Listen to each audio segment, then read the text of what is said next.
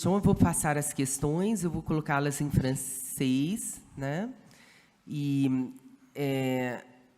não sei se repito em português rapidamente para vocês, pode ser, né? Bom,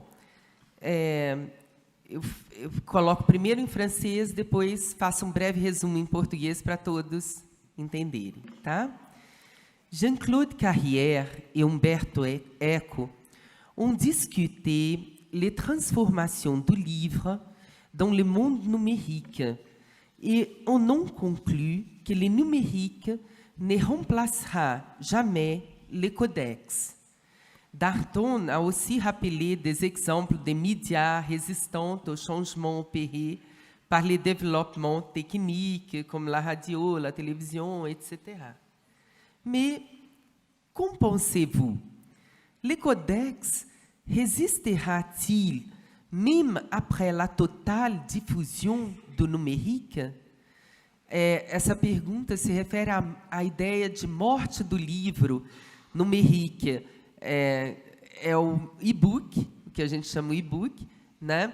Assim, o livro, segundo Umberto Eco e Jean-Claude Carrière, num livro muito vendido no Brasil, muito lido, né? O livro em papel, o Codex, não vai desaparecer nunca, não é? Então, eu pergunto a eles o que eles pensam. O e-book vai substituir o Codex? É isso. Bon, je vais tâcher de répondre à cette question. C'est une question que j'entends tous les jours. Ça commence par une sorte de lamentation. Le livre est mort. C'est faux. Aux États-Unis, on publie plus de livres chaque année que l'année précédente. Dernièrement, il y en avait plus de 300 000 nouveaux titres et les e-books ont baissé de 10%. On peut en parler plus tard, mais c'est très loin d'être la mort du livre. Deuxième point, les bibliothèques sont périmées. Bon, je suis directeur d'une très grande bibliothèque de Harvard, 20 millions de volumes, etc. Nous trouvons que nos salles de lecture sont bourrées. Et dans les bibliothèques publiques, on constate une augmentation des visites. Les bibliothèques publiques aux États-Unis prospèrent, c'est plein de monde, mais les services proférés par les bibliothèques ont beaucoup évolué et on peut en parler davantage. Troisième point, toutes les informations se trouvent sur l'Internet. Encore, c'est faux. L'Internet ne possède qu'une petite minorité des livres imprimés, des manuscrits, des images, des concerts, musique et des films. Je pense que l'Internet, c'est merveilleux, mais c'est très loin de tout contenir. Quatrième point, et puis je m'arrête, nous vivons dans l'âge de l'information, comme si les autres âges, les autres époques n'avaient pas d'information. À mon avis, chaque âge est un âge d'information d'après les médias de cette époque. Si vous prenez ces 4 points, c'est comme un ensemble qui font une fausse conscience de notre situation actuelle. Je ne dis pas que tout va bien, qu'il n'y a pas de problème, etc., mais pour bien s'orienter dans le nouveau environnement du numérique, je pense qu'il faut mettre à côté ce raisonnement simpliste. Mais on peut donc entrer dans des détails et je pense que Roger a bien des idées sur la non-mort du livre. Donc je te passe la parole, Roger. Je voudrais pouvoir partager l'optimisme à la fois de Umberto Eco, de Jean-Claude Carrière et celui plus nuancé mais néanmoins réel de Robert Downton, et ils ont pour eux un argument fort. Le livre résiste, le livre imprimé résiste. Dans les marchés du livre, même aux États-Unis où il représente 20% de la totalité du marché du livre, et vous savez qu'en Europe c'est en général moins de 5%, voire moins de 3%, et de plus, comme l'a signalé Bob, il y a ce recul dans les années 2014 et 2015 du livre numérique. Donc il y a des arguments forts. Le livre n'est pas mort et il se porte au mieux. Mais il y a aussi des diagnostics plus ambigus. Le premier porte sur le fait que les institutions de la culture imprimée, dans laquelle se trouve placé le livre, sont toutes face à des difficultés, voire une situation de crise. En Europe, les librairies subissent très lourdement la concurrence d'autres formes de vente du livre imprimé, en particulier la vente électronique, et tout le monde connaît les conquêtes ou les ambitions d'Amazon. Les journaux, qui étaient un des piliers de la culture imprimée et qui ne sont pas sans rapport avec le livre, puisqu'ils peuvent être les lieux où on parle des livres, où on discute les livres, connaissent de grandes difficultés. Et on avait aux États-Unis, dans ces dernières années, plusieurs journaux très importants abandonner leur édition imprimée pour ne plus publier qu'une version électronique. Et on y reviendra, mais les bibliothèques, on peut avoir la tentation, lorsqu'on découvre la possibilité de la reproduction numérique des textes imprimés, de reléguer les collections imprimées à une certaine distance des lecteurs pour gagner de l'espace et redistribuer l'utilisation des lieux. Il y a donc des diagnostics assez complexes, ambivalents, ambigus. Je crois qu'il y a quelque chose de plus, et ce qui fait que Robert Downton a raison de dire que ce thème est un thème qui commence dans les années 90. Donc cette mort du livre, si elle a lieu, c'est une très lente agonie. Ce qui change, ce n'est pas forcément ni la question ni la réponse à la question, mais c'est les transformations profondes du monde social par le numérique, puisque l'on est dans une situation aujourd'hui qui n'était pas celle des années 90, avec de nouveaux objets, qui sont les objets du quotidien numérique, les smartphones, les iPhones, les tablettes, avec de nouvelles pratiques dans tous les domaines de l'existence, que ce soit ce domaine des échanges entre les individus, des relations avec les pouvoirs et les administrations, le monde du marché et du commerce. Il y a une numérisation profonde de tout ce système de relations. Et il y a aussi, plus fondamental peut-être, une transformation des expériences et des catégories qui permettent de désigner les expériences. L'amitié, l'individualité, l'identité, l'intimité, l'espace public, toutes ces notions traditionnelles qui remontent à la plus grande philosophie antique se trouvent profondément transformées par leur forme numérique. Et je crois que l'on ne peut pas isoler les diagnostics ambigus, ambivalents sur le livre de cet ensemble des numérisations, de digitalisation des rapports sociaux dans tous les moments, dans toutes les expériences, dans tous les lieux de l'existence. Et du coup, les pratiques qu'implique cette numérisation du monde social, on dit digitalisation en portugais, numérisation en français, ne peut pas ne pas avoir d'effet sur la relation avec la culture imprimée et avec le livre. Et c'est pour ça que je conclus, mon optimisme est plus nuancé. Bien sûr, il peut y avoir une coexistence qui masque peut-être aujourd'hui la radicalité, c'est un autre thème de notre conversation, de la conversion numérique. Mais il ne faut pas oublier, c'est ce que dit Robert Downton dans son petit livre, ici j'ai la version française, des objets disparaissent. La machine à écrire, la carte postale, la lettre manuscrite, je l'ai dit, journal quotidien, la librairie de quartier. Donc il y a aussi des morts. Et quand il n'y a pas mort mais coexistence, c'est avec une très profonde redéfinition des objets ou des pratiques anciennes dans le monde nouveau. Les rouleaux de l'Antiquité ont pu survivre marginalement dans une autre forme et pour des usages très limités au temps du livre codex, le livre de feuillets, pages, reliures. Les pratiques de la publication manuscrite ont pu subsister à l'âge de Gutenberg, mais avec des fonctions et des lieux spécifiques. Et on pourrait dire la même chose de la radio au temps de la télévision ou de la télévision au temps d'Internet. Il y a donc pour le moins une profonde transformation, redéfinition et parfois de véritables disparitions.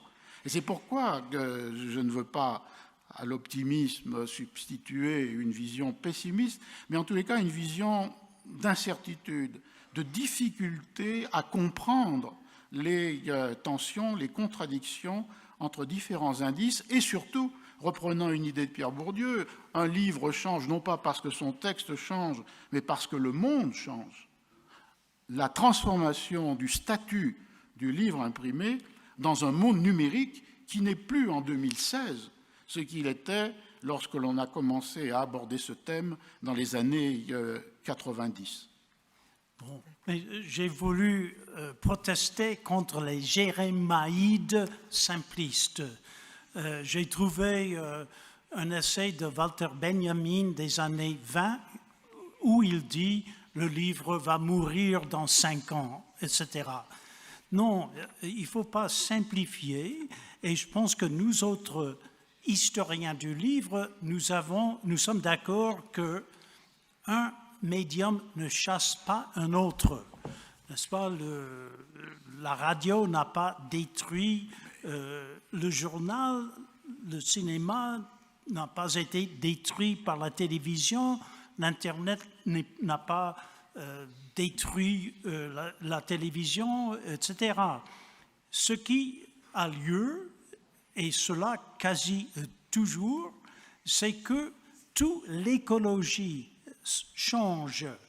Et c'est vrai, aujourd'hui, tout l'environnement du livre a changé grâce à la numérisation. Donc je ne dis pas qu'il n'y a pas de problème, mais je vois que vous êtes très jeune. Il y a beaucoup d'étudiants parmi vous, etc.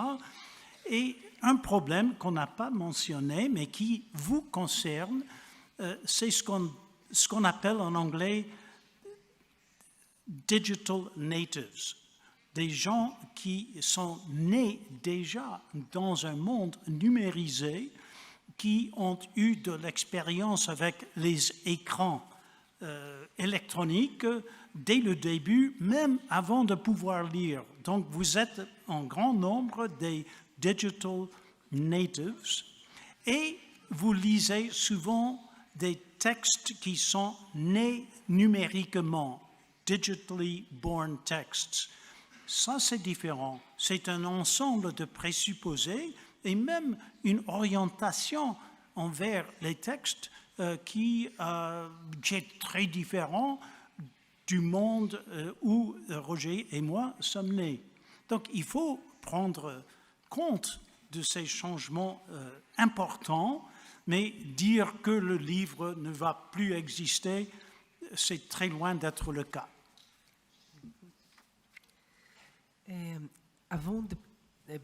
Antes de passar à próxima questão, eu quero me desculpar com vocês, por eles, porque nós não vamos abrir para o público, colocar questões, porque amanhã eles já partem muito cedo para a Bienal de São Paulo, eles vão abrir a Bienal de São Paulo, então, e também, porque certamente com 1000 pessoas aqui, muitos deixariam de ter respondido as suas questões.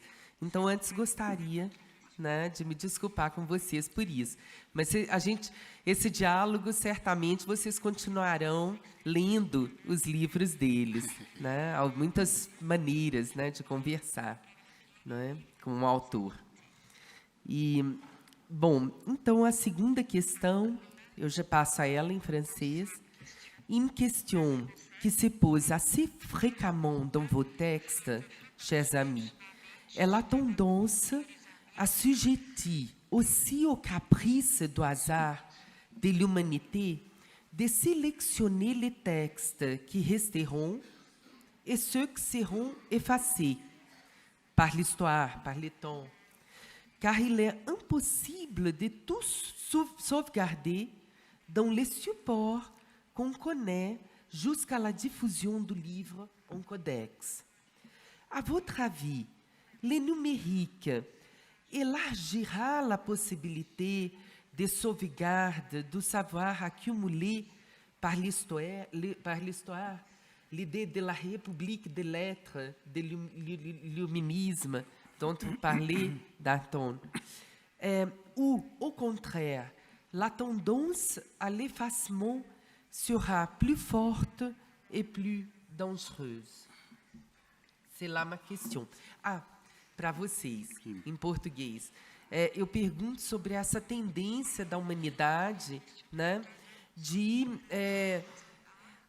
da história, de selecionar, né, aquilo que ficará e aquilo que será apagado. Faço referência, sobretudo, ao livro do Roger, né, Esquecer e Apagar, né, que é um livro maravilhoso, né? E eu pergunto, então, o que vai acontecer com o e-book, né? Com essa nova possibilidade aberta pelo e-book?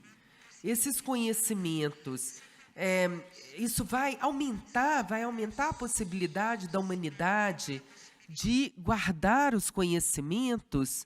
E o Darton fala muito bem disso no livro dele, A Questão dos Livros, né? Ele fala do Google, do esforço do Google de digitalizar todos os livros, né? E como que isso encontra certas resistências, né? A questão dos direitos autorais, que é uma questão que está relacionada com outro tempo, né? Da nossa... Estou ampliando a questão, pardon, mes amis, pardonnez, mes amis. Então, ou essa tendência ao apagamento, né, dos conhecimentos será ainda mais forte, mais perigosa diante dessa possibilidade de digitalização, uma vez que provavelmente ela vai ficar em poucas mãos, né, esse novo mundo, tá? É essa a minha pergunta. Je pense que dans toutes les cultures écrites, il y avait deux craintes contradictoires. D'un côté, la crainte, l'obsession de la perte, de la disparition, du manque. Et c'est sûrement ce qui s'est traduit à travers la figure de la bibliothèque universelle, la bibliothèque qui comprendrait tous les livres, tous les textes jamais écrits. Et depuis la bibliothèque d'Alexandrie, mythique et réelle incarnation de ce désir, jusqu'à le conte de Borges, la Biblioteca de Babel. Et face à cette première crainte, une seconde opposée, c'est-à-dire l'idée du risque de l'excès, du désordre, de l'inutile. Et cette tension est une tension dont on peut repérer les figures historiques et, comme Guillaumard l'introduit, une figure paroxystique dans le monde numérique, avec cette idée d'une sauvegarde absolue, une conservation totale, et qui peut à la fois être une ressource merveilleuse et produire l'effroi devant des données indomptables, incontrôlables. Et donc, c'est un premier élément. Le second élément, et dont on voit évidemment la traduction dans le monde numérique ou digital, avec la centralité de la mémoire. Ce qui fait la différence entre les ordinateurs, c'est leur capacité de mémoire. Ce qui caractérise les banques de données électroniques, c'est leur capacité de conservation. Et face à cette figure, il y a deux éléments. Un premier élément qui est technique, c'est-à-dire celui de l'obsolescence, de la disparition de données numériques. C'est un des arguments qu'avance Robert Darnton pour justifier l'existence des bibliothèques. Non seulement tout n'est pas numérisé, mais des documents qui ont été numérisés ne sont plus lisibles, soit par effacement, soit par changement des software. Et cette obsolescence dans le monde numérique, elle est très puissante. Il y a un catalogue qui a pour titre Electronic Literature Compilation et qui est un catalogue d'œuvres nées numériques, ce qu'évoquait Darnton, c'est-à-dire d'œuvres, on ne peut pas parler de livres, mais de production symbolique multimédia. Lorsque vous lisez ce catalogue, plus de la moitié des textes ou des œuvres qui y sont mentionnées ne sont plus accessibles, ne sont plus disponibles. Il y a donc là une figure particulière de l'attention. Et philosophiquement, ce qui serait sans doute l'essentiel, que l'on trouve aussi bien dans le Borges de Funes El Memorioso ou dans le grand livre de Paul Ricoeur, Histoire, mémoire, mémoire, histoire, oubli, c'est l'idée que peut-être l'oubli est la condition de la mémoire. L'évitement de cette saturation, de ce sentiment d'un excès indomptable, passe par l'idée que tout n'a pas à être mémorisé, ou du moins peut être mis dans ce que Ricoeur appelle un oubli de réserve, quelque chose qui peut être convoqué, mais qui n'est pas une omniprésence étouffante, qui ne paralyse toute possibilité de l'initiative ou de la pensée. Et je pense que c'est en fonction de ces éléments, les deux craintes opposées de la tradition de la culture écrite, les relations entre une conservation que l'on veut universelle et, de fait, une disparition ou un effacement qui a été et qui est tous les jours constaté, et finalement, philosophiquement, cette idée que la condition de la mémoire serait l'oubli, que peut-être on peut situer la question que vous avez posée, Guillaume.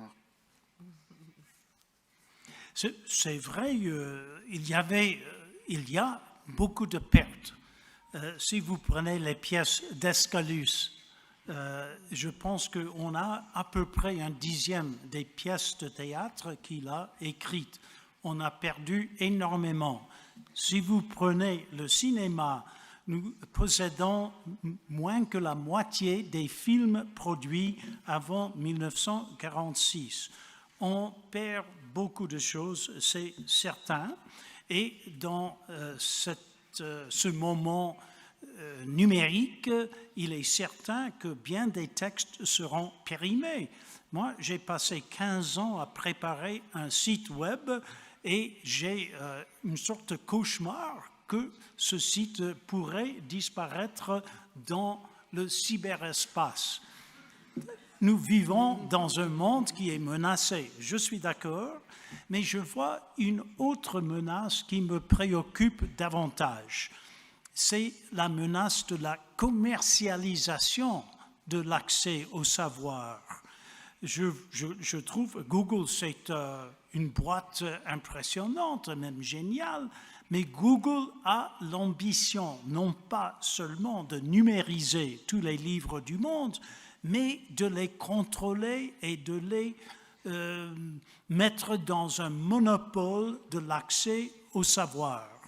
Et ce n'est pas uniquement Google. Si vous prenez les revues scientifiques, j'y vois une série de monopoles et qui apportent beaucoup d'argent à Elsevier et d'autres compagnies. Donc, cette tendance est une tendance néfaste des grandes corporations à monopoliser les nouvelles médias. Que faire pour lutter contre cela? Eh bien, il y a une autre tendance envers la démocratisation. Je simplifie, c'est vite dit, démocratisation contre commercialisation, mais en fait, c'est le cas.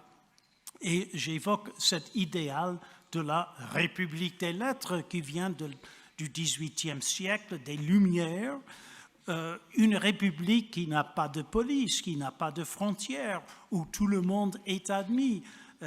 C'est une utopie qui a été très développée chez Condorcet, chez Jefferson, mais à une époque où la technologie était très limitée, à savoir la presse. La presse a imprimé pendant une époque où plus que la moitié des gens dans l'Occident ne pouvaient pas lire, et ceux qui savaient lire ne pouvaient pas acheter de livres. Aujourd'hui, nous avons Internet, et c'est-à-dire la possibilité technologique de mettre la culture à la portée de tous les êtres humains. Alors ça aussi a l'air un peu utopique, je veux bien, mais on peut le faire, et je crois que sans trop donner des lamentations sur le danger qui menace toute communication, il vaut mieux s'engager pour démocratiser l'accès à la culture. Merci. Bon, je passe à la troisième question. Une question surtout pour Danton, mais à laquelle vous avez aussi beaucoup de choses à dire. Quelle est la différence entre les interventions de la censure sur un texte et toutes les interventions d'autre nature et origine qui auront toujours été co-créatrices de l'unité d'un texte, comme par exemple la typographie, la révision, l'édition, l'impression, entre autres. Não preciso repetir, non, né? Okay. Bon, c'est une question importante qui concerne la nature de la censure. Il est vrai qu'il y a beaucoup d'intermédiaires qui produisent un livre, un article dans un journal, etc.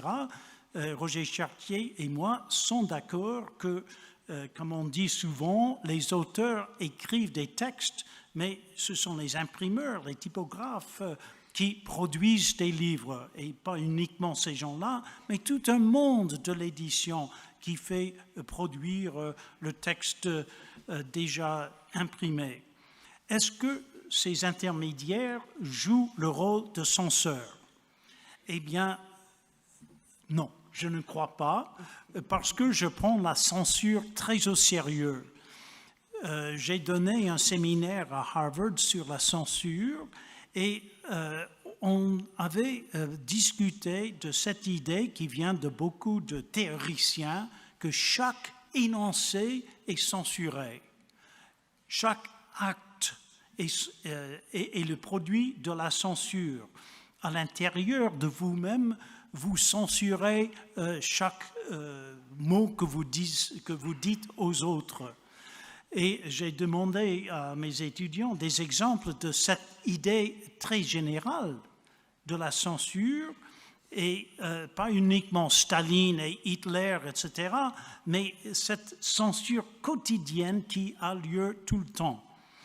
Exemple, porter une cravate ou ne pas porter une cravate, donner des notes si vous êtes professeur, ou bien appeler un professeur professeur.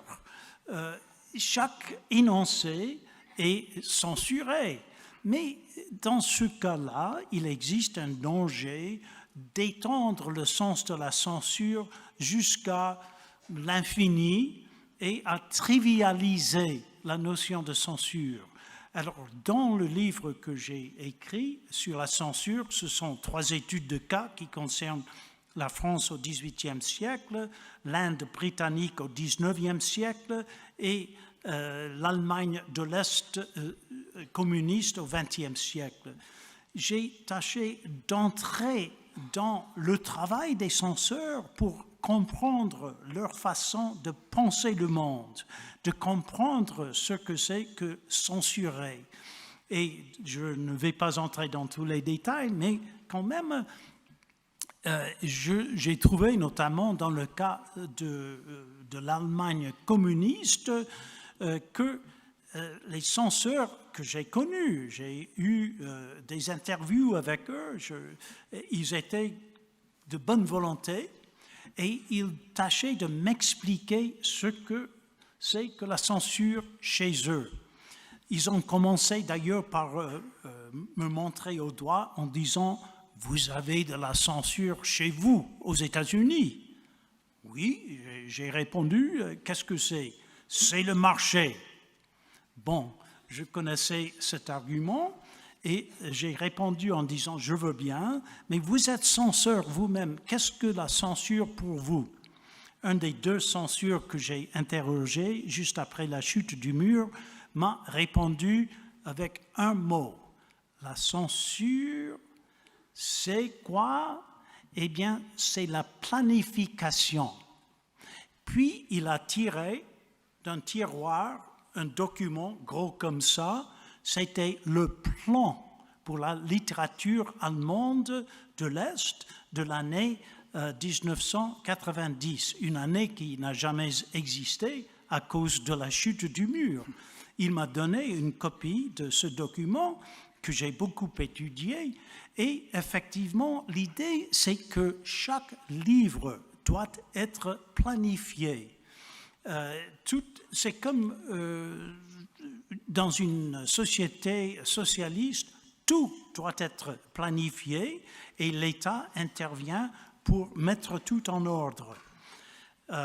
Donc, il était croyant.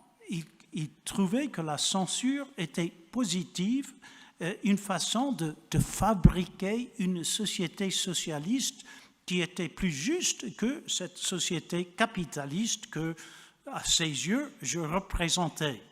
Seulement, après, je suis allé dans les archives du Parti communiste en Allemagne de l'Est et j'ai trouvé les mêmes censeurs qui dénonçaient leurs collègues, beaucoup d'auteurs qui ont été envoyés en prison. Il y avait un véritable goulag. C'était un système de répression avec une police secrète.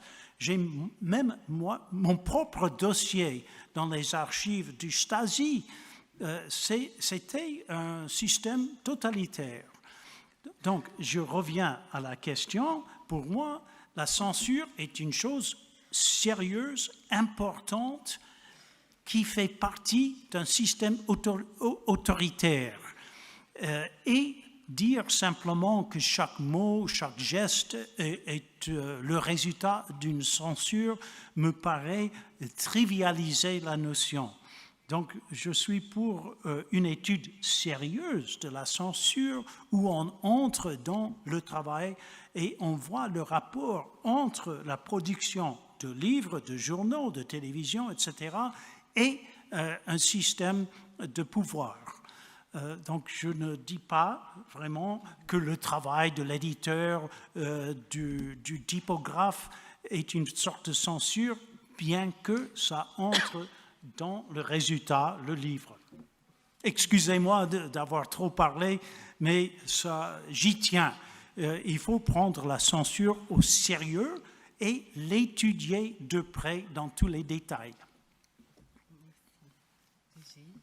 Oui, on peut juste faire quelques commentaires à partir de ce qui vient d'être dit. Le premier, ce serait pour replacer la question de Guillaumard, c'est-à-dire effectivement les historiens, mais aussi les critiques littéraires, se sont intéressés récemment aux premiers lecteurs. Mais pas le premier lecteur comme membre du public des lecteurs, mais les premiers lecteurs qui sont ceux qui interviennent sur le texte dans le processus qui le transforme en un livre. Et effectivement, ils sont nombreux, anonymes le plus souvent, lorsque les archives restent silencieuses sur leur contribution. Mais le copiste qui met au propre le manuscrit d'auteur pourrait être envoyé à la censure.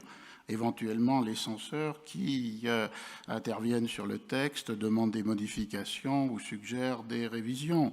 Les décisions que prend un éditeur pour les périodes sur lesquelles nous travaillons avec Robert Danton, il n'y a pas d'autonomie de la fonction de l'éditeur. Ça peut être un libraire, ça pouvait être un imprimeur, mais néanmoins celui qui décide de financer la publication du livre et qui donc peut décider sur le format, le caractère, la présence des illustrations ou non.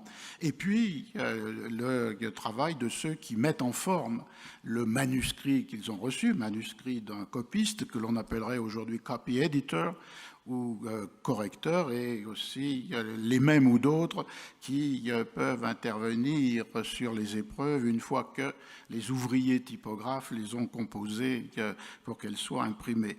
Il y a donc une chaîne d'opérations, de lieux, de techniques, de savoir, parfois d'erreurs ou de bévues, qui fait que les auteurs n'écrivent pas les livres, pas même les leurs, mais qu'ils écrivent des textes que cette chaîne d'intervention transforme en un objet imprimé.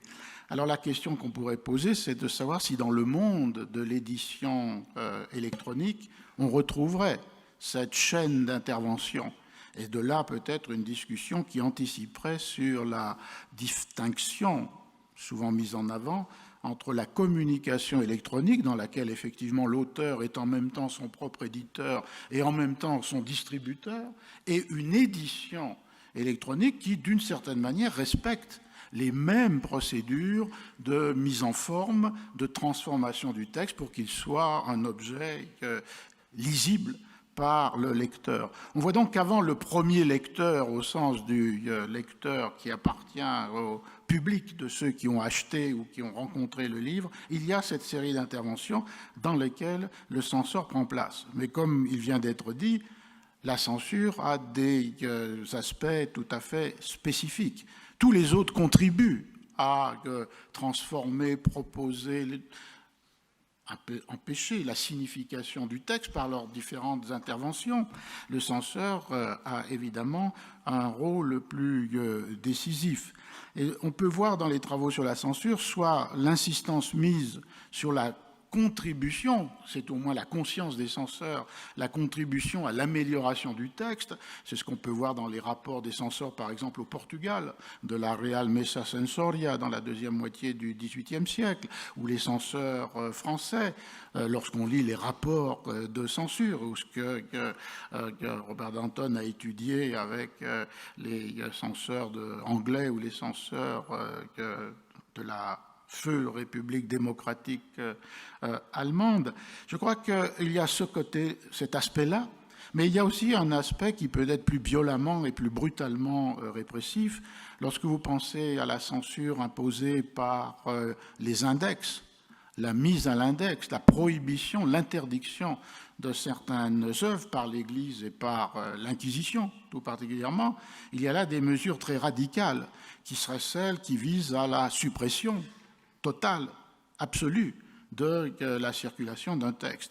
Et la lecture des index est un document passionnant puisque l'on voit qu'on peut interdire un titre particulier, un ouvrage, on peut interdire ceux qui sont des ouvrages anonymes parce qu'il y a une suspicion de danger, et surtout ce qui m'avait toujours frappé, c'est qu'on peut interdire un auteur tout entier, et lorsqu'il s'agit d'auteurs encore vivants, du même coup d'interdire les livres qu'ils n'ont pas encore écrits mais qu'ils pourraient écrire.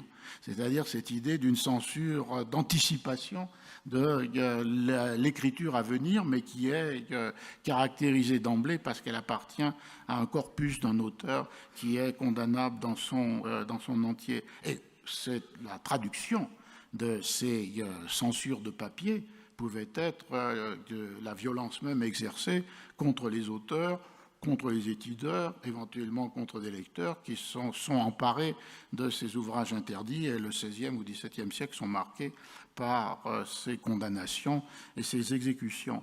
Et la question qu'on pourrait poser, c'est qu'en est-il de la censure dans le monde de la communication électronique, dans le monde du réseau, dans le monde du web? Et effectivement, on peut défendre une idée selon laquelle c'est un instrument puissant contre ces censures, puisqu'il y a là une disponibilité plus immédiate, une difficulté à contrôler les communications et les échanges électroniques. En même temps, il serait malheureux de tomber dans un excès d'optimisme. On l'a vu récemment, la censure chinoise, lorsqu'apparaît le moment de l'anniversaire du massacre des étudiants sur la place Tiananmen, peut bloquer tous les moteurs de recherche qui indiquent un mot qui peut être lié avec cet événement. Et donc on retrouverait l'ambivalence peut-être par laquelle on a commencé. Je ne crois pas qu'il y ait un diagnostic uniforme, univoque, que l'on peut porter sur le monde électronique. Il y a chaque fois ambivalence, ambiguïté, tension, indécision. Et dans le cas de la censure, elle est particulièrement illustrée par cette capacité de pouvoir autoritaire ou despotique à la maintenir, même pour une technique qui paraît pouvoir s'y soustraire. Mais en tous les cas, c'est un sujet, je suis tout à fait d'accord avec la conclusion qui vient d'être faite, c'est un sujet très sérieux qu'il faut considérer dans ses variations historiques et en même temps dans ses dimensions qui sont les mêmes dimensions de celles de l'effacement radical ou de la protection de ce qui serait la liberté de création.